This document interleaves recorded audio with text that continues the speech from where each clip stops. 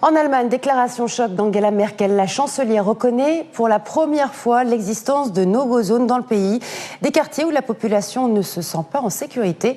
Le point avec Peter Oliver et Maxime Vuatier. Changement de cap inattendu de la part d'Angela Merkel au sujet des no-go zones en Allemagne. Il ne doit pas y avoir de no-go zones en Allemagne. Il ne doit pas y avoir d'endroits où personne n'ose aller. Mais elles existent.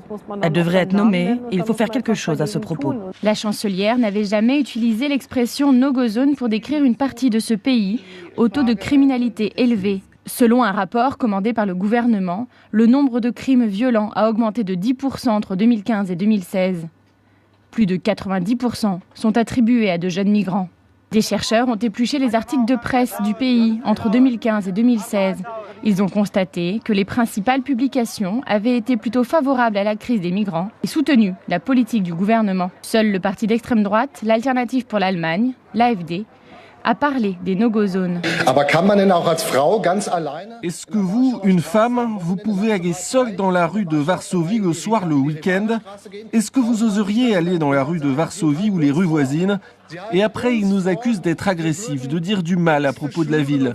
Non, nous regardons les choses dans le long terme, nous abordons des faits, c'est tout, mesdames et messieurs. Le parti anti-immigration continue de progresser dans l'opinion publique, selon un sondage du 19 février, publié par le quotidien Bild.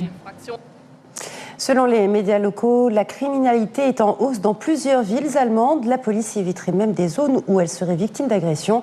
Pour ce politologue, certains quartiers ne sont même plus reconnaissables. Écoutez.